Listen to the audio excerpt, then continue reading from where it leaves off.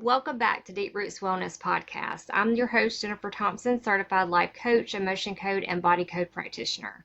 We have such a powerful guest joining me. I am so honored to welcome Jillian Laudano. Jillian is a holistic life coach, spiritual practitioner, energy healer, EFT tapping practitioner, and this is just to name a few. She helps people break free from the limiting beliefs and come home to their inner knowing. We're going to dive into some topics which have probably been challenging for most of us at one point or another, and maybe even new to some. Mindset, trusting your intuition, and how EFT tapping can support deep emotional healing. So welcome, Jillian. Thank you so much for being here. Thank you for having me, Jennifer. I'm so excited to be a guest on your podcast tonight. Thank you again. Absolutely. So I guess I want to start by you just telling us more about yourself, your journey, and how you got to where you are now. Absolutely. And again, thank you for having me here. I love that you're bringing all of this wellness and energy work to the masses. This is great work. The way that I got to where I am now, as you introduced me as a holistic life coach, a spiritual practitioner, energy healer, was basically on my own healing journey, right? I feel like most of us in this helping profession usually starts with an inward journey, and then it kind of morphs into now we want to share it with the world. Yes. Right. So I suffered with a lot of anxiety, debilitating agoraphobia at a very young age. It was bizarre. I had a sick mom my whole life, pretty much until her untimely passing when I was 28 years old. Lots of, I'm not going to say that my story is unique. I feel like this kind of stuff happens to everybody, right? At some point or another, and it's the reality of being human, but we do internalize these things sometimes, and they manifest sometimes in illness and problematic behaviors, all of these things. So I found that my own healing journey really, as I got older, I realized looking outside of myself, I wasn't finding the answer. So I had to go within. And lots of things that happened in my life, like I said, manifested in different types of illnesses, whether it be agoraphobia. For those listening, I couldn't leave my house, fear of crowds. I had pneumonia at one point that lasted almost 6 weeks, and I lost 15 pounds. For those of you who are only listening, I can't afford to lose 15 pounds. It's not a good look, right? It's very, very sick. And in lots of illnesses and lots of different things that kind of happened in my life led me to go on the spiritual journey. It started with wanting to learn how to meditate. I remember I had this intuitive hit, I always call them, when I just kind of know something and I don't really know why I know it. And it was just that you have to meditate. And this was decades ago. And I said, how do I do that? Right. And I got a book on it. I'm a big reader. So what do? I go for a book. And I was reading this book, and I was always under the assumption that with meditation, you had to, go sit on a mountaintop somewhere and clear your whole mind. And that is not true. It really isn't. Meditation is being mindful in the moment and connecting. And anyway, I learned how to meditate. That was the first step. I did the traditional paths. I did therapy, not knocking it. It's great. However, I felt like I would re-traumatize a lot when I would talk about my stories, which led me to somatic healing, right? Where we're talking, but we're also moving energy. And I just, like I said, through my own journey, realized there's lots of ways to get to where you want to be. You just have to find the right one for you. And I really just was my own guinea pig. I was also supposed to have surgery on my hip in April of 2020. And as we all know, the world shut down in March, so that never happened. And I was doing integrated energy therapy for a while. I went up to master level. And when the world closed down, I had nothing to do, right? So I was doing IET on myself every day. And here we are 5 years later, I've never had the surgery, knock on wood, I feel great. And so I really started and I'm not telling anybody to not have surgery. I'm not giving any medical advice. I'm going to just, make a disclaimer here. Yes. Saying for myself, I realized there's lots of ways that you can help yourself. So that's what really brought me to creating a coaching practice. That's what brought me to helping other people, because I believe in it so much, because I did it on myself. So I know if something worked for me, may not work for everybody, but the fact that it worked for me means it could work. So that's all you need sometimes, is that little bit of proof, right? To really grab onto something. So anyway, I have my coaching practice now. I work one-on-one with clients. I also do group coaching, and I also volunteer with a group in Canada, a women's group that I just volunteer my time with for the last 3.5 years now. And I just love it. I love helping people take control of their lives, and live a life that feels aligned with their highest and best. That is amazing. So do you actually go to Canada Nope, or it's all is it online. online? That's That the is beauty of amazing.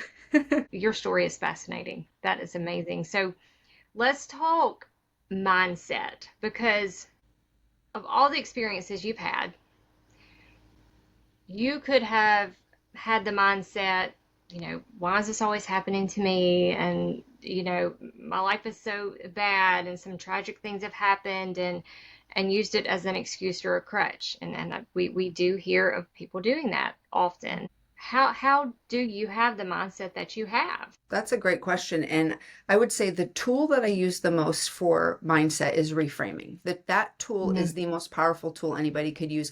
But much like a muscle in the body, if you said to me, Jillian, I want to get a six pack, I said, Jennifer, I love that for you, but you got to do a lot of sit-ups and crunches, and eventually you'll build that muscle and you'll get your six pack. Yeah. Mindset is a muscle as well. So you have Hmm. to really work at it. And I've been working at it for a long time. And I'm sorry, reframing is what I meant to say, not mindset. Hmm. So with reframing, you take a situation and picture a photograph with a frame. If you put a different frame on a photograph, the photograph suddenly looks different. If you take a very rustic wooden frame and then replace it with a very ornate golden and crystal frame, suddenly the photo looks very different. It's the same thing with the circumstances in our lives. So I do a lot of reframing. I look at something from a different perspective just to give it perspective. But one of the biggest shifts that I've had when you were talking about, I could have looked at my life as woe is me and what the heck, right? I had this epiphany 10 years after my mom passed, and it was so profound that it hit me like a ton of bricks. And I always told the story that I was 12 turning 13 when my mom got sick. I was 28 when she died. And at 15 years, I was just with a sick mom. And it was this like really sad, depressing story, right? And all of a sudden, one day, I was telling the same story because that's what we do as humans. We perpetuate the same stories and wonder why we feel bad, right? As Yes. I'm telling this story for the millionth time, all of a sudden I had a light bulb moment and I went, oh my God, I had 15 extra years with her. My head exploded. I couldn't believe I never saw that before. It was there Yeah. the whole time. She could have died when I was 13 because she had extremely aggressive, very high stage breast cancer that was caught very late in the game. And she could have died. That was the height of my agoraphobia. My dad, nothing against my dad, and I'm not throwing shade at my dad, but he moved across the country. My grandmother died, my godmother died, my mom was diagnosed with cancer. I was having Wow. agoraphobia. She could have died right then and there. She Yes. didn't. She held on for 15 years. 15 years. Okay. So It's here amazing. I am telling this sob story for decades. I was very subscribed to this victim story of, oh my Yeah. God, my mom was sick my whole life. Poor me. I never I even, can relate with that. right? Hmm. Then when I suddenly realized, oh my God, literally God, universe, whatever you want to call it, you gave me 15 extra. I'm so grateful. And in Yes. that moment, now don't get me wrong, I am not saying I am happy that my mother passed or anything in that. I don't want anyone to Hmm. misconstrue this story. What I'm trying to give a really good example of a reframe, right? In this case, I never was able to see, because when we're in a certain mindset, we can't even see what is literally in front of our face because we're not subscribed to that story. And if anyone on here is listening, listens to Abraham Hicks, she talks about a radio dial. All the stations exist. You're only going to hear what you tune into. So if you're not tuned into the station of a different perspective, you'll never see it. So in that moment, as I told this story and had this light bulb moment, I thought to myself, oh my God, I'm not a victim. I'm actually really, really lucky and so grateful that by the time she did pass, I was 28. I was about to be a mom. I was married. I was not living in her house anymore. I was much more ready. And I'm saying that in air quotes if anyone's only listening to this. You're never ready for your mom to pass. But I No. No. certainly was more ready than I would have been as an agoraphobic 13-year-old, right? As a grown woman who's 28, about to be a mom and who's wife and all of that, I was a hair more ready. So I suddenly realized, oh my goodness, even in the mess, which life is messy, guys, there is a message always in the mess. And in this case, it was no one ever told you life was going to be easy. Nowhere does it say that. But you're always supported, even in the muck, right? And a Yeah. lot of people have a very hard time with this because a lot of people very much grasp onto their stories. And I'm not negating anyone's stories. I've heard some bad stories, right? But within those stories, there's always glimmers and there's always little tiny things, just little God winks to show you, I got you still. I know this stinks, but I've got you. And I was just so blown away that it took me 10 years after her death to even notice that. So that was a huge reframe. And looking back too, if you hadn't gone through those experiences, you would not be where you are today. You know, Exactly. I mean, and you would not have the tools to help the people that you can help because of your experiences. And I also think my mom was the type of person that could have like changed the world, but I don't know that she knew that. And it makes me so Yes, emotional, but I almost feel like she kind of passed the torch to me to do that she in, did. in a weird kind of way. So again, like you're right, every little thing that happens, good, bad, or indifferent, is part of our story. And again, It people is. don't like to hear that because a lot of people will say to me, I get challenged a lot. And they'll say, Mm-hmm. you always say everything happens for a reason. Well, how do you explain? Listen, I have no explanations for anything. What I'm saying is we're all interwoven. We're all part of this collective consciousness. And Yes. there are reasons for things. I'm not saying everything's going to be good. I'll never say that. But you're absolutely right. If I didn't have so many things happen, for instance, the agoraphobia, I was at rock bottom at a very young age. I could assure you from the bottom in the depths of my soul, that will never happen to me again because I learned all the things. So as an adult, it's not going to happen, right? And some people may challenge that and say, well, how do you know? I know because I went to a point that was so uncomfortable that prompted me to learn what works for me. And it worked so well that now when I do experience anxiety, which we're all human, we do from time to time, Yes. I know it's not going to get the best of me like it did at that point in my life. So I think it was a really good teacher. It taught me resilience. It taught me how to grow. It taught me how to being comfortable with being uncomfortable. And it just taught me a lot of things. So I really look at all my trials and tribulations as teachers. And like you said, got me to where I am now. And now I get to help other people do these amazing things. And it's really fulfilling and it's beautiful to watch. Absolutely. And just to give people hope, that little girl, or that when you were younger, anxiety ridden, couldn't leave the house, all the experiences, losing your grandmother, godmother, and then your mom being sick, not having your dad there. If you told her, if you could go back and tell her, one day you will be a speaker and you will be a healer and a life coach and you Yeah. will help so many people out of very bad places in their lives and help them to overcome and find their power, would you believe her? I wouldn't You because no, that little girl wasn't ready to believe that story yet. that's right. She had to go. And that's the thing with inner child healing, right? And not to go off on a tangent, but when people, that's a Hmm. buzz phrase now, inner child Hmm. healing, Hmm. right? There's parts of us, and in therapy, people work with internal family systems, which is working with different parts and inner child healing. There's parts of us that weren't meant to do these things yet. Just like children, the children in school nowadays in kindergarten are learning things we learned in first and second grade. Yeah. I'm sorry, but I feel like some children aren't ready to learn those things yet, and some are. But what I'm getting at is when I was a child, I didn't even have the capacity to know the things that I know now, right? And I don't know that I would have believed somebody because everybody back then told me it's going to be okay. I didn't believe anybody. Yeah. But maybe I was supposed to not believe anyone because the tumultuous feeling that I felt was the fire that ignited the passion for me to want to get to the next level. So I think it was Exactly. necessary for me to not believe anybody at that point and to really go there and get really, really uncomfortable.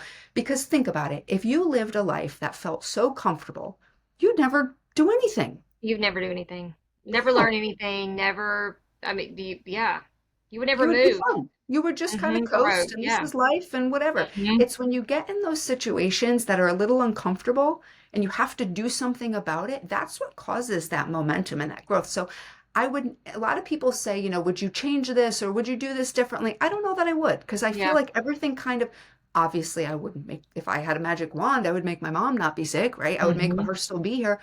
But in regard to my life and my story and the way that I felt at different times, I feel like that was setting me up. I don't think it was a setback. I think it was a Yeah. setup. Now that I Because could look at it from a very different perspective, I'm not mad at any of it. I exactly. understand it now. To me, that is so powerful. And it can just show people how what you are going through today does not define who you are, and it also does not define your future. Okay, so talking about others, tell me what you do with this. When someone says that they can't change, where do you start with that mindset? What is one of the biggest reasons that you've seen that prevents people from being able to change? And anybody can change. And I always say you can't see what you're not the vibration of. And if you are, stuck in that victim mindset and the guilt and the shame, you you can't see above that. So how do Mhm. you help people out of that? I do a lot of questioning the validity of things. So if you Mhm. came to me and said, I want to change, but I can't change. I would say, Right. Jennifer, who told you that? Well, nobody told me that. Okay, do you think that's true? Well, Mhm. and this is when they start fumbling. Have you ever changed ever in your life? Have you ever changed? Well, yeah. Oh, okay. So you've proved that you can change things. What Mhm. makes you think you can't change this, right? It's a series of questioning, and I'm not challenging anyone, and it's never condescending. No. It's a very introspective conversation because it now they this is so funny. A lot of people don't know to question things. So if you think about it, your story might be, well, I could never do this. Okay, that's fine. I'm not challenging your story. That is your story. But let's learn about that story. Where did it even come from? Who told you that, right? Like I just said before, all of those questions. Now you're starting to dissect. And in the coaching world, they always make reference to pulling back the layers of the onion. You're kind of doing that. Well, let's Yes. question, is this story true? Do you believe it to be true?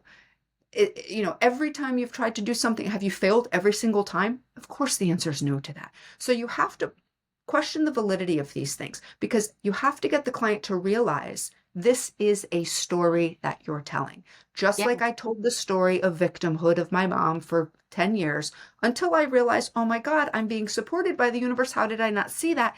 Yeah. Then my story suddenly shifted to how grateful I am. So you have to get them to, first of all, understand this is not a character defect. You're not flawed, and there's nothing wrong with you. Congratulations, you're human. Welcome to the world, right? We're all Right. feel these things. So knowing that, let's talk about your story because we all have one.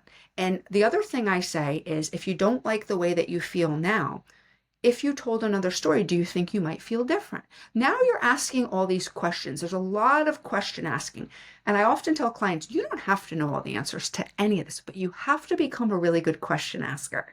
And going back to what you said before about meditation, a lot of people that don't know how to meditate, I'll suggest, okay, sit in a quiet room, just get quiet and ask a bunch of questions in your mind, right? Right now. Ask some questions. And people say, but that's not meditating. How do you know? You're telling me you don't know how to do it. So don't question what it is. I'm telling you, right, to try it. Because Yeah. in meditation, you're in a quiet space, right? You're in this moment, you're in this space. And if you ask certain questions in a very relaxed state and believe that in time, in divine timing, you'll know the answers, you're starting to tap into your intuition more. You're starting to kind of release all of that tightness you have around the old stories. So the other thing I tell clients who say, I can never change, again, the second part of your question is what prevents people from changing. Fear is the number one thing. Yeah. People get a lot of anxiety and fear around change, not necessarily for any other reason than it's the unknown. It's not familiar, right? That's the main reason. And if you think about it, people prefer what's familiar over a possible great outcome because they don't know if that's going to work out. But what's familiar, they could predict, and we like to predict. Yeah. So if you're in a loop of saying nothing ever works out, I could never do this, that's your familiar story. So even though it's not great, it's familiar and it's what makes you you and it's what validates you who you are. So it's a lot easier to stay there. So when people say I could never do it, what they're really saying is I'm scared to not be me.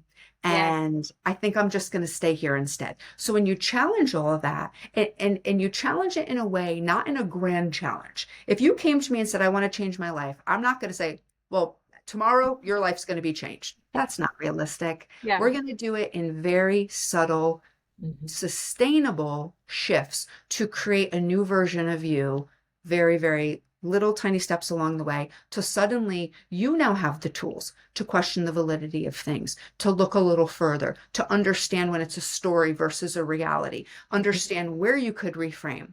There's another little tip, trick, whatever you want to call it, that I talk to my clients about. And so say, for instance, use the example that you said, I could never change. I could never do this, right? Okay, absolutely. That's definitely a possibility. Maybe you can never do that. Fine, right? But you have to come up with two more possibilities that are not negative, right? Two more options, right? So now what you're doing is you're learning, you're starting to teach your brain a new way of thinking. Go ahead, think all the negative thoughts you want, but every single time you do that, you have to follow it up with two more. So, okay, say you say to me, I can never change. Fine, maybe you can't. That's a possibility. Yep. Absolutely. Give me two more. Well, one might be, well, maybe I could. Huh, interesting. I like that. One might be, well, if I tried enough, maybe I could change a little. Suddenly you're loosening up that original statement that you said. So it's also teaching people how to think differently, right? We've been conditioned to think a certain way, and that's who we are, and that's how we think, but that doesn't have to stay that way. So if you learn this as a coaching tool, okay, fine. Jillian says I could think a negative thought. She's not telling me not to, so it's not restrictive, but she is challenging me to come up with two more. Now, you don't have to subscribe to the new ones. That's fine. But you have to at least come up with two more. So now you're training your brain, you're building a new neural pathway that says, yes, this is a possibility I may never change. I get that. But we live in a world of infinite possibilities, and I'm only required to come up with two more. That is not a big number. Infinite, Exactly. right? Two, you can Yes. come up with two. So now you have three possibilities in your head. Hmm. Not saying you have to subscribe to the new ones, but your initial one is not the end all be all. So that's what I'm talking about in terms of small shifts. It's not saying, Jennifer, the next time you think that, I want you to cancel that and think something else. Right. That is not going to happen that easily because it feels Hmm. restrictive. And you know what people do when they're not capable to succeed in that way? They get down on themselves. Yep. And then they start beating themselves up, and then Yep. negative self-talk comes in saying, well, I'm no good at this. I knew I couldn't do it. So if you do it a little looser and a little lighter and say, yeah, you're right, you may never be able to do it, but tell me two more. Oh, I now you're love kind that. of piquing your interest a little. And now if they're in a pattern now of when they have the negative thought, oh wait, I have to come up with two more. Now they're getting creative. They're looking Yep. for alternatives, and now they're left with three options. And now they get to start seeing, ooh, I get to pick which one I choose to go with. So regardless of which one they pick, they're starting to become more aware of this new way. And some people listening might say, oh, that sounds whatever. I've done this. I could tell you it That's works. huge. Huge. And then the more Huge. you do it, the more the neural pathway gets dug in deeper and deeper, and the more it Exactly. becomes automatic. So now you're Hmm. always looking for different alternatives and possibilities. You're not only subscribed to the one, because that's the real problem. We have one story, and it's usually negative, and we're Hmm. only subscribed to that. We forget we live in a world of infinite possibilities. So this is a way of introducing a very small percentage of possibilities into the equation just to start letting you realize you have options. Jillian, that's huge. Intuition. How would you describe intuition to someone who feels like they've never felt it or doesn't know what you're talking about?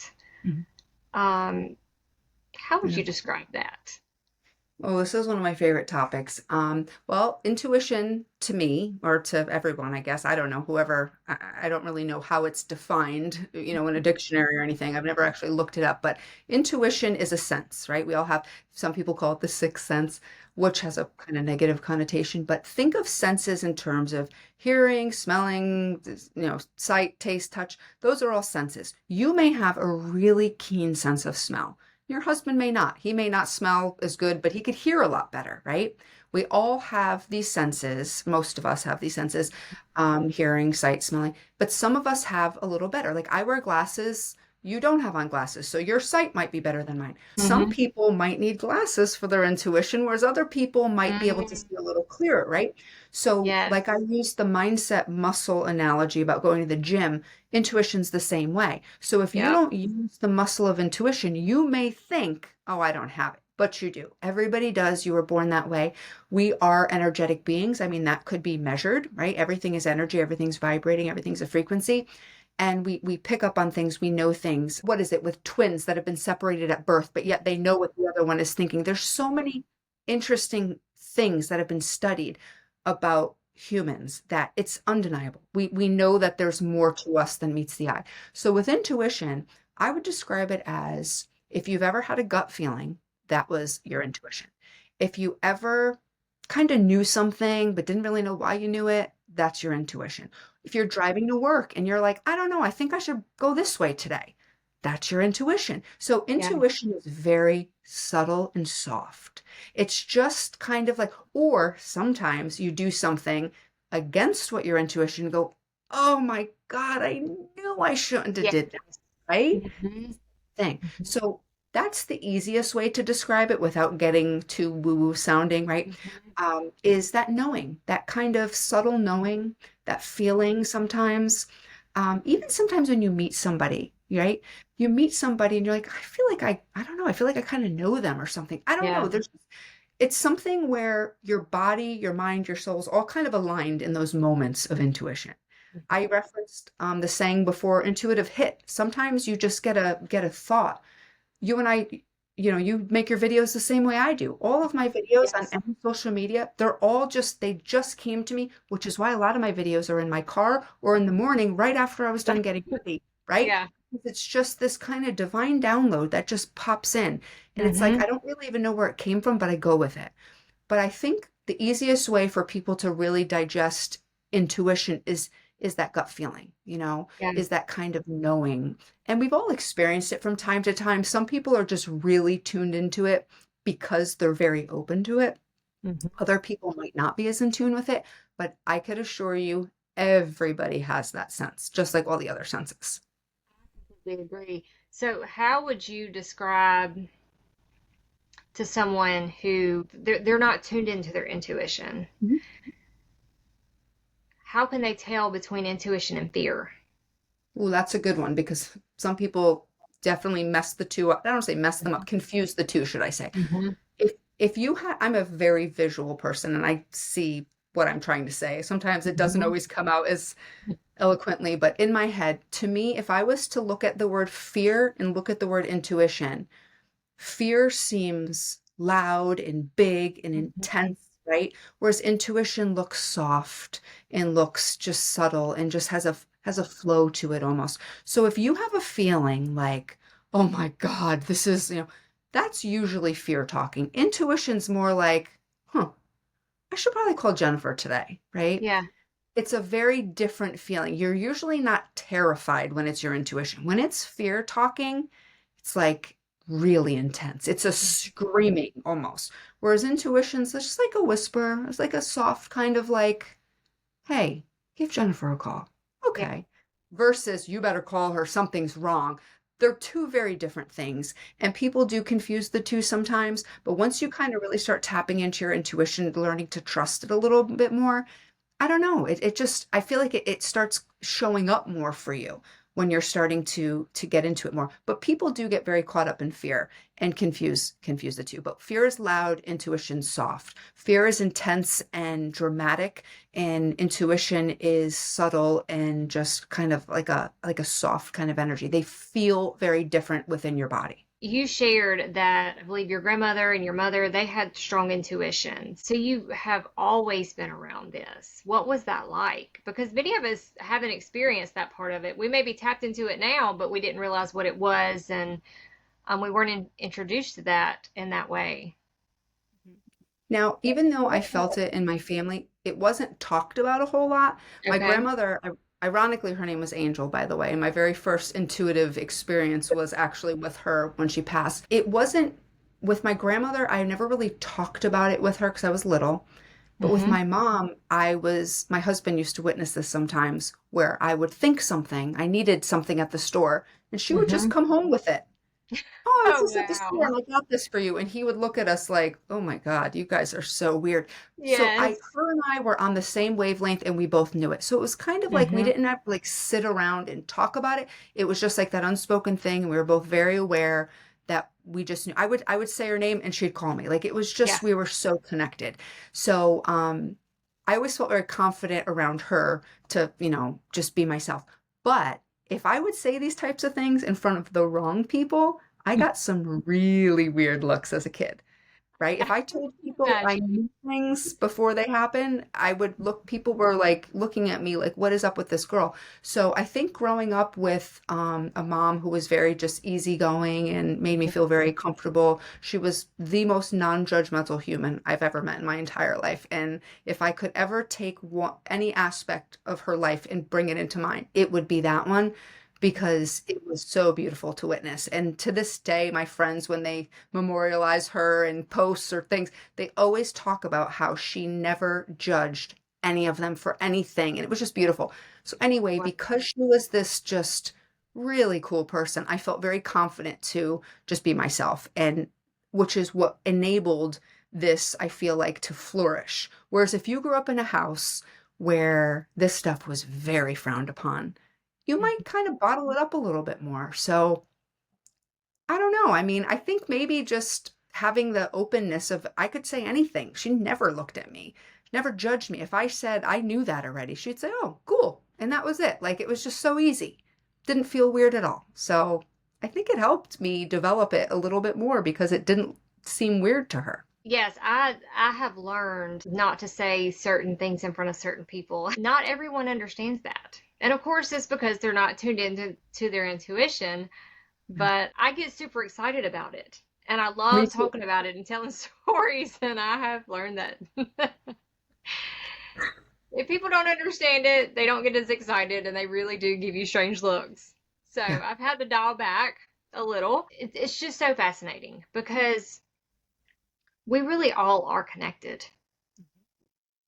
And that we're not talking about energy healing, but I mean, even energy healing, if we can do a session on someone remotely and they are across the country, across the world, not even be on the phone with them or not connected in that way, you can't tell me that we're all not connected, you know? Yeah. Mm-hmm.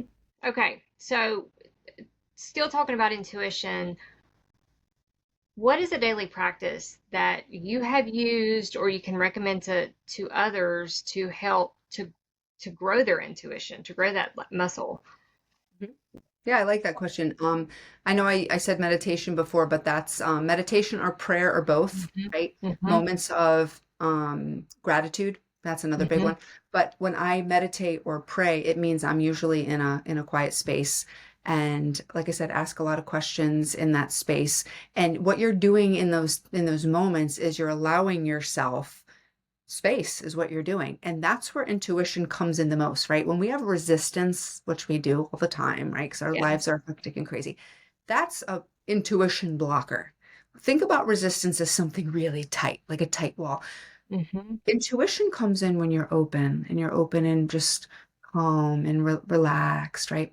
So that's why I suggest meditation and prayer, not because those things are going to make you intuitive. Those things are going to allow you time and space and peace and quiet, right? In moments of reflection. There's been times where in meditation or prayer, like I said earlier, I'll ask questions and I'll just not out loud, but in my mind while I'm doing and throughout the day, the answers will come to me in the lyrics of a song or written Yeah. across someone's shirt or on someone's license plate. And to me, that's intuition working because I already asked that question earlier today. Now, Hmm. suddenly, God, source, universe is showing me exactly what I asked. That Yeah. to me is you flexing that intuitive muscle because it's just proving what you said. We're all connected. This is not woo-woo at all. This is just No. energetics, right? Everything, if you strip it down to a very small part is just energy. That's all it is. And Yeah, just like you mentioned about remote energy healing, that's been going on for thousands and thousands of years. We know this stuff absolutely. is true, yet people get very resistant. So lowering your resistance in any way that works for you, whether that be meditating, praying. Some people love journaling, right? But I think it's allowing yourself time and space to kind of get quiet and to tune into, what do you even want to be intuitive? Why do you want to be intuitive? What do you Yeah. want from it? That's the other thing. Have an intention. Going back to Abraham Hicks, she talks about segment intending, right? For every segment of Hmm. your day, create an intention. Well, if you're claiming that you want to be more intuitive, create a segment of your day where you're going to think about, why do you want to be intuitive? What is that sense going to do for you? What are you going to do with it? Why do you need to have it? What does it even mean to you, right? Get clear on this kind of stuff, because our brains need to wrap around certain things to kind of get on board with them. Once they do, and you realize, I want to be intuitive because it sounds fun. I want to be Yeah. intuitive because I want to think more heart-centered. I want to lead more with my soul versus my head. Whatever your Hmm. answer may be. Now, carve out 5 minutes. This is a great one that I use with my coaching clients, right? If you can create a morning meeting every day for 5 minutes, and if you tell me you can't do 5 minutes, I'm going to say then you need 10. If you can't do five, then you need 10. So Yes. morning meeting for 5 minutes. That's all you need to do. In that 5 minutes, it could be something different every day, but you cannot miss that morning meeting. Just like if the CEO of your company said, you better be at that meeting at 8 o'clock, you know you're going to be there. So you know you have the capacity to make the meeting. Create the meeting for yourself. And in that 5 minutes, you could even set your watch. That's your moment to sit quietly or to journal or to Yeah, pray or to, I like playing the crystal singing bowls. You could do whatever you want to do. But in that moment, you're creating the intention that you're creating this moment for yourself to build upon who you are for whatever reason you decide is the reason you're doing this. But you have to create momentum around what it is you want to do. If you want to be more intuitive, you already are. But if you want to exercise that and build that muscle, then you got to do stuff to do that. I suggest taking a moment, praying, meditating, journaling, getting in a moment of gratitude. Just create some space. Try to calm the noise down a little, because you're like a receiver, you're like an antenna, right? But if there's a yes. lot going on around you, it's kind of blocked. It's like if your cell phone has no reception in New York City because the buildings are blocking it. You need to move that stuff out of the way, right, to have the reception. So in our case, we need to move out some of the sound and the craziness and just kind of go within. That's one of the easiest ways, I think. And like I said, if you can't take 5 minutes to do that, That's right. I don't know what to say. And you have to go within. That's where we Mhm. find it. We Yeah. we, we cannot find it outside of ourselves. No. And you mentioned gratitude. So important. Being in a state of gratitude, of course, is so powerful, and that is what we all should strive Yeah. to achieve. Mhm. And of course, we're human, and we have crazy lives, and it will not always be, I'm just in a state of gratitude. That's it. It's going to ebb and flow, Yeah. but knowing what we want to get back to. Yeah. And intention, you mentioned intention. It is so important to have that Mhm. intention. And Absolutely. it can be just as simple as building your intuitive muscle. Mm. I think it sounds cool. That's an intention. Exactly. And but having that intention Yeah. in everything we do. And you mentioned Abraham Hicks. Love her. Many mornings, if I'm in a hurry, I listen to like the short clips on YouTube. And I also Wayne Dyer, Joe Oh my God. Dispenza. I know Favorite. Wayne Dyer, yes. That Yes. is probably the person I listened to the most when I Yeah. started my healing journey, my spiritual awakening. He is so inspirational, and he has such a calm way of explaining things. It's absolutely amazing. I agree. Anyone listening, if you haven't read any of Wayne Dyer's books, run to the bookstore or to Amazon Yes. and get any. I mean, they're all great. Any of them, you can't go wrong. So, how can EFT tapping help with our mindset and um, just all of it? Tell Yeah. us more about EFT tapping, because I don't think enough people know about this, and it is so powerful. I'm actually in the slow process of getting a PhD in holistic medicine. Of course, that was a huge lesson that we had on EFT tapping, and I'd never heard of it before then. Mhm. And I fell in love as soon as I learned that technique. So tell us Yeah. more about that. People need to know. Oh, what this is literally one of the best. It truly is. And with meditation, a lot of people say they can't do it. Anybody could do EFT tapping. Anybody. Children, Mm-hmm. anybody could do it. So EFT stands for Emotional Freedom Techniques. It's plural. Within tapping EFT, there are lots of different modalities. So if you're dealing with a severe trauma, I would advise working with a certified practitioner, because there's lots of different ways to get you to where you need to be in a very safe and effective way. But for the people out there that have seen it on, say, YouTube, I have a YouTube channel, a lot of tapping videos. Yeah. EFT tapping is an energetic healing modality that it combines like cognitive behavioral psychology with, ancient Chinese acupuncture, acupressure, where it's working on the meridian system of our bodies. So if anyone has ever had acupuncture before, or acupressure, needles are put at the endpoints of the meridians, and meridians are energetic highways in our body. If you were to look up, anybody who wants to look this up, Google an acupuncture chart, or a meridian chart, you'll see these lines running all over the human body from head to toe, all over the place. These are, like I said, energetic highways, and they are all connected to different energy centers. They are connected to different organs. And much like the plumbing in your house, if you have a clog in a certain area, the whole house gets messed up from it. Yes. So with Yes. energy systems in our bodies, if you have an energy blockage somewhere, it affects everything. So now the cool thing with tapping, because I know there's a lot of people out there that want the science, and I just did a talk Mm-hmm. with women physicians recently, and I had to come at this from a very scientific point of view to let them understand why this is such a great modality. Mm-hmm. EFT tapping has been shown to send calming signals to the amygdala of our brain, which is responsible for fight or flight. So say, for instance, you went to therapy and you had a trauma, and when you retell the trauma in your therapy session, viscerally, you go there again. And again, I'm not saying anything bad about therapy. I'm just trying to use an example. Some people re-traumatize when they're retelling a story, rightfully Yes. so. Our body remembers, right? With tapping, we talk about the problem, which a lot of people don't understand. Why do you talk about the negative in tapping? We have to bring it to our attention, because this is what we're trying to clear. So if you had a trauma that every time you thought of it, you viscerally went back to that place, clearly you don't want to feel that way anymore, because it's making you a prisoner to that memory. So with tapping, we're talking about the problem while we're accessing the meridian points, right? We're sending the calming signals to our brain. So even though we're saying the thing that's bothering us, our body's starting to get into a calm state.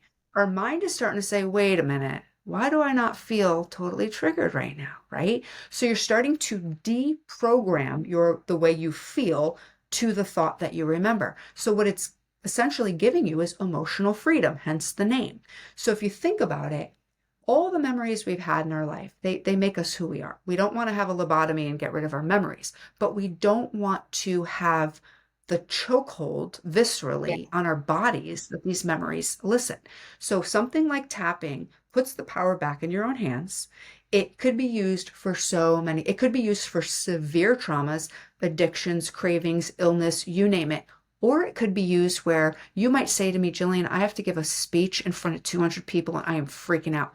You could do it just for that moment of, oh my God, I'm feeling so anxious right now. I'm ready to call in peace. I'm ready. You could change your whole way you feel in the moment. So it could be used for, in the moment things, or it could be used for traumas as big as you could possibly think of and everything in between. But the beauty of tapping is once you learn how to do it, it's something that you have forever. So if, say, you were a coaching client of mine and I taught you tapping, we did it a bunch of times, you were very familiar with it, and now our sessions end and we go our separate ways, you have this forever. You know that if I'm in a public place and I get anxiety, I can go in the ladies' room and do a round or two of EFT. I could bring my state down really quick.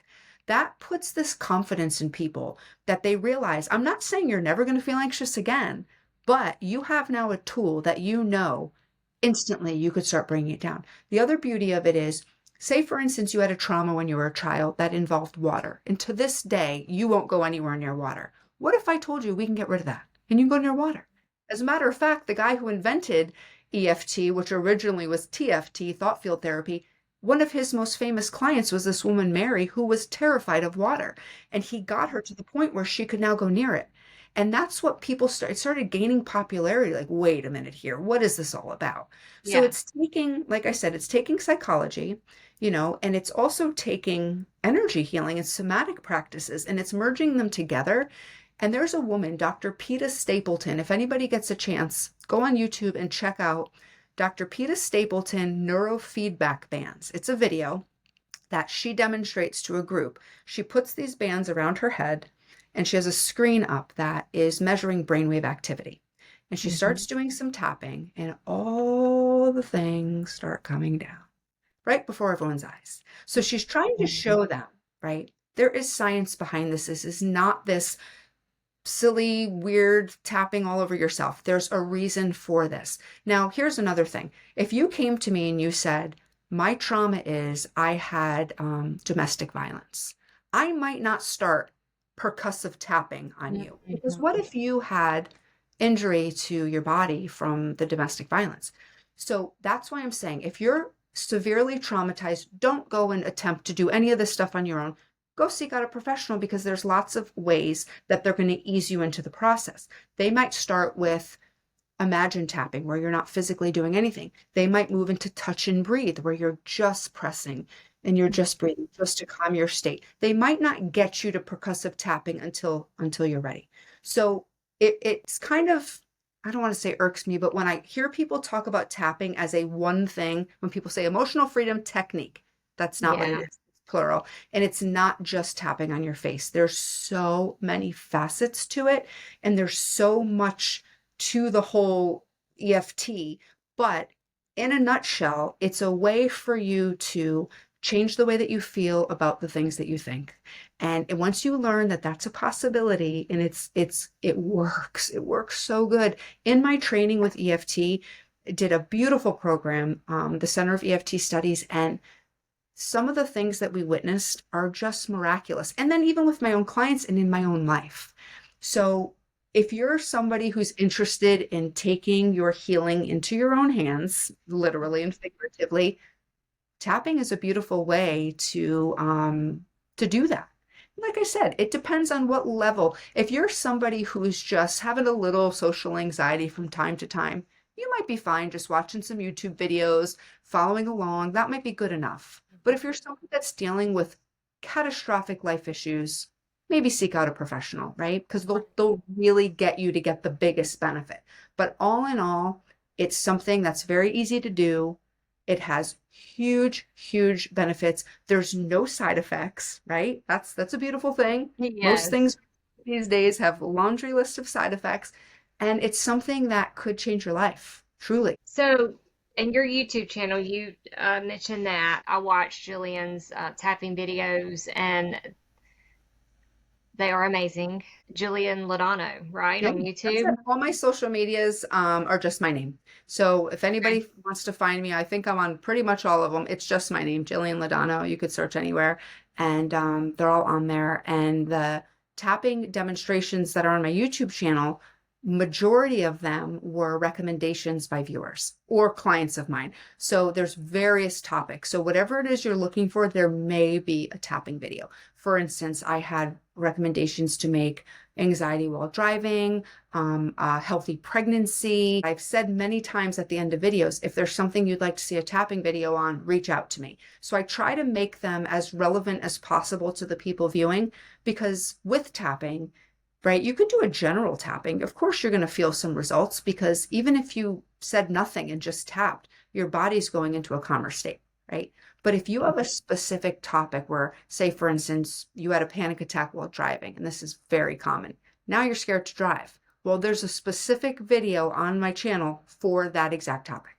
Perfect. Start there. If you feel like you're getting results, keep doing it or reach out to a practitioner.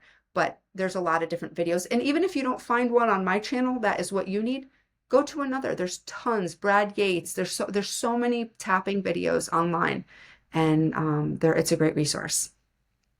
And your website is Jillian Laudano.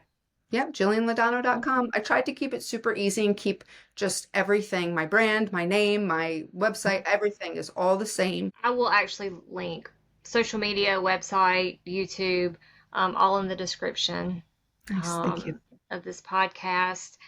And check out the website that's got your coaching information on it. Yeah. And so before we close, can you demonstrate like a short tapping Yeah. session just to so everyone can see what it looks like? Absolutely. Absolutely. Um, let's do something like a general topic. Like I said before, we usually bring up something that's bothering us. Now, Mm-hmm. you don't always have to tap. There is positive tapping. You could do that too. If you want to get really excited about something that you might not Mm-hmm. totally believe, you could tap on that too. But let's do something pretty general like stress, right? Everybody feels stress, some people more than others. So, say for instance, lately you've been feeling really stressed and stress makes you tired, right? And you just want to feel a little less stressed. Let's just do a tapping on stress because here's the thing. If we did one that's too specific in this very short amount of time, that's kind of not realistic, right? Yeah. Usually when you're doing a tapping with somebody, if you said to me, this is my problem, we are going to tailor this tapping to you and use your actual verbiage in it so it really resonates. So I don't want to leave anybody with a false sense of what the heck, right? So if we do one on a general topic of stress, I'm pretty positive that majority of your listeners are experiencing stress in some area of their life. I think that's safe to say, right? And stress isn't a bad thing, but if we have too much of it, it could feel heavy, right? So I want everyone to think about for a minute whatever your stress is, whatever. It could be work, it could be relationship or finance, whatever your stress is. Think about that for a second. And then if you were to rate it, how intense it feels to you on a scale of 0 to 10, just notice where that would be, right? Some people might say, I can't really give it a number. Okay, is it 0 to 5 or is it 6 to 10? Just kind of give it a chunk, right? Is it really high or is it not too bad? So keep that number in your mind in regard to your particular stress. And when we go through the points, I'll say the points and you guys could just tap along. Excuse me. But what we're going to do is we're going to talk about the stress. And we're going to tap on the points while we're doing it. And at the end, we're going to check back in, right? So close your eyes for a second and just take a deep breath in through your nose and release through your mouth. And just think about that stress one more time. Think about how it feels in your body. Think about what your number might be. That's it. Just think about it for a sec. We're going to open our eyes, and on the side of our hand, we're going to do a setup statement. This is called the karate chop point. We're just going to gently tap on this side. We're going to start with, even though I have this stress, and you can repeat after me. Even though I have this stress, Deeply and completely love and accept myself. I deeply and completely love myself. Yeah. Even though I've been feeling really stressed out lately, Even though I've been feeling really stressed out lately, I accept the way that I feel. I accept the way that I feel. Even though I've been feeling so stressed lately, Even though I've been feeling so stressed lately, I choose to feel safe now. I choose to feel safe now. Okay, we're going to move to the eyebrow point, right at the corner of the eyebrow. We're just going to tap gently. We're going to start with all this stress. All this stress, We're going to move to the side of the eye, right at the corner of your eye. I just feel it in my body. I just feel it in my body. Yep, we're going to move to under the eye. This stress feels so heavy lately.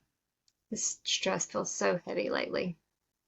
Under the nose, it's just driving me crazy. It's just driving me crazy. Under the mouth, all this stress. All this stress, Collarbone point, right below your collarbone. It just feels so heavy lately. it just feels so heavy lately. We're going to do under the arm, right where your bra strap would be. I'm open to letting this stress go. I'm open to letting this stress go. Top of the head, but I don't quite know how yet. But I don't quite know how yet. Eyebrow point, all this stress. All this stress, Side of the eye, it feels so daunting. it feels so daunting.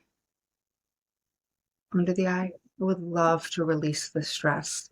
I would love to release the stress.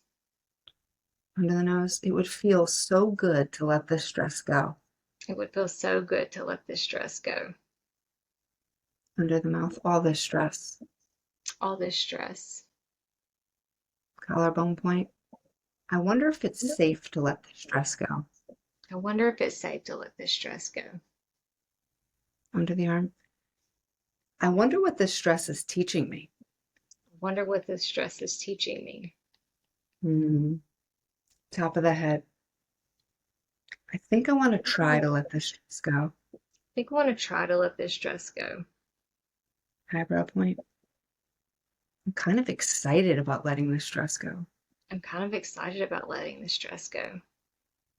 Side of the eye. I think I'm going to feel a lot lighter. I think I'm going to feel a lot lighter. Under the eye. I think I'm going to feel a lot calmer. I think I'm going to feel a lot calmer. Under the nose. I'm excited about letting the stress go. I'm excited about letting this stress go. Under the mouth. I think I'm ready. I think I'm ready. Collarbone point. I think I'm ready. I think I'm ready. Under the arm. I think I'm ready. I think I'm ready. Take a deep breath in through your nose. Release through your mouth.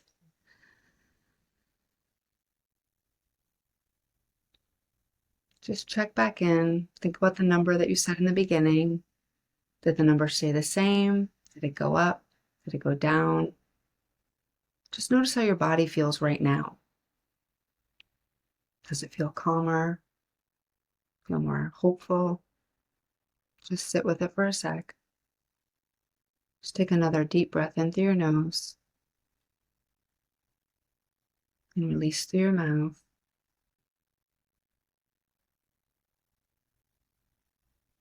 When you're ready in your own time, you can open your eyes. Just that short session, I can tell you that my number went down. Good. It's powerful. And I was just going to say, even if we said no words, right? Even if we didn't percussively tap, if we went through a touch and breathe with your audience right now, and we did the same points, eyebrow, side of the eye, under the eye, but we just applied light pressure and just did a deep inhale and exhale and go to the next. In that moment, just from accessing those meridian points, again, it's sending these calming signals to the amygdala of your brain. So your body's saying, oh my God, I'm safe, I'm calm, I'm relaxed, right? You're letting your body know that you have the ability to change your state. So in a situation with tapping, if there's something that's bothering you and you're bringing it up, you would typically go into fight or flight. But with this, as you see, you're learning how to kind of tap into that energy system, also sending the signals to your brain and changing your state while thinking of the thought.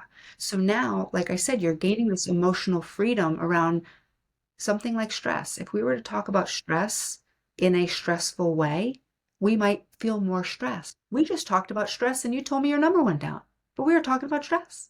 Think about that, right? So it's really powerful. And it's huge. So think about if everybody was to learn these types of things and have them in their toolbox and use them as needed. You don't have to use it every day, but if you're feeling like you need to use it, you have it. It's just a beautiful way to live, to know that you have a lot more control than you ever thought that you did. And not in a egomaniac kind of way of I have all this control. It's in a confidence kind of way, knowing that your state is not separate from you. You are your state, right? And you can help it, you can control it, you could be an active part of how you feel. A lot of people don't believe that. So this is something that helps you realize you could actually make yourself feel really good. And many times we are conditioned to talk about a stressful state in a stressful way. Complain about Exactly. it, get mad, and have all the emotions. But this right here just proves that we can talk about a stressful situation or whatever it may be and let our body know that we're okay and we're safe, and it actually does calm us down, and we are able to think about that subject. And like you said earlier, not erase memories, but it doesn't trigger the anxiety and the emotions inside of us. We're able to think about it, think through it in a calm, Yeah. in a calm way.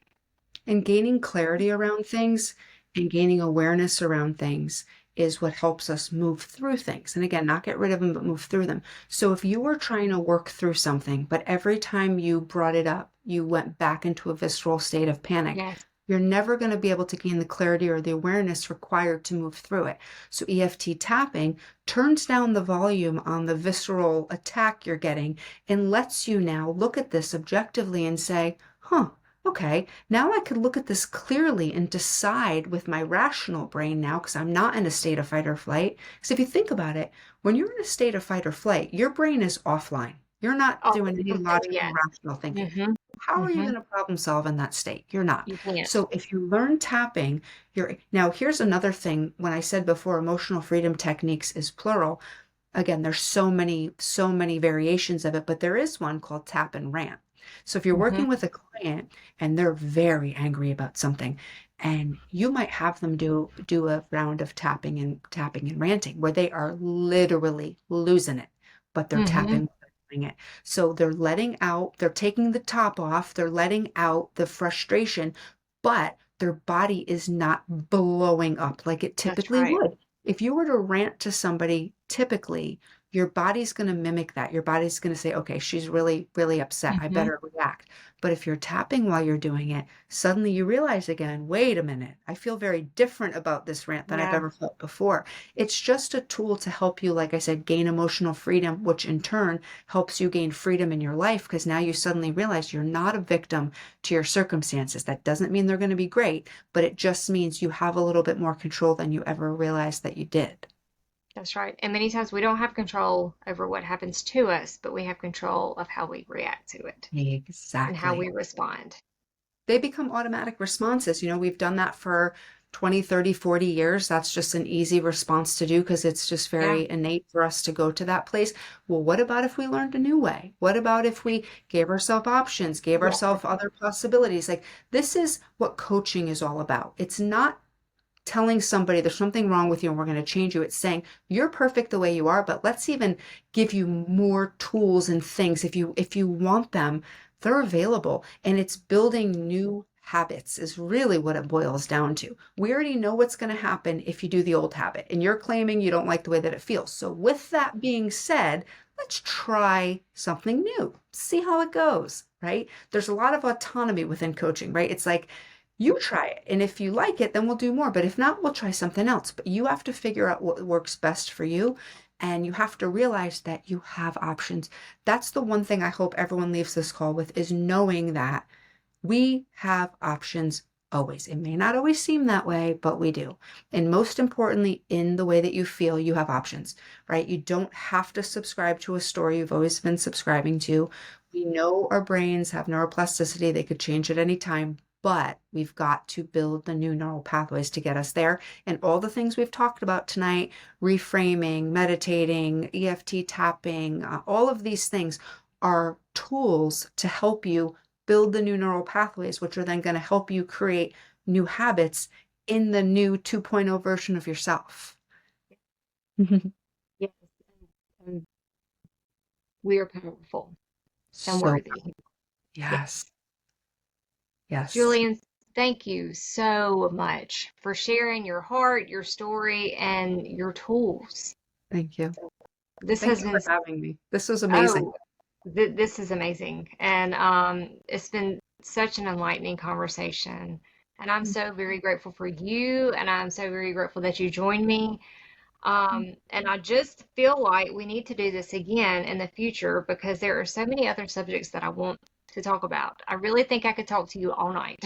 Yes, I agree. And I would love to do it again because you're right. There are so many great topics that we can discuss. And I listen Mhm. to your videos as well. And there's so many things on there that I'm so aligned with as well. So our conversation can go on, like you said, all night. So I would definitely be willing to do another call because I think that we have a lot of great topics to bring to people's attention for the sole purpose of helping people evolve on their journeys as well because we both have done it ourselves, and that's I Yeah, think why we go on these journeys is solely to obviously heal ourselves, but to pay it forward to others as well. I completely agree. Mhm. So To everyone listening, remember that you are not alone on this journey and you are exactly where you are meant to be. So until next time, take care of your heart, trust your intuition, and we will see you soon. Thank you. Thank you.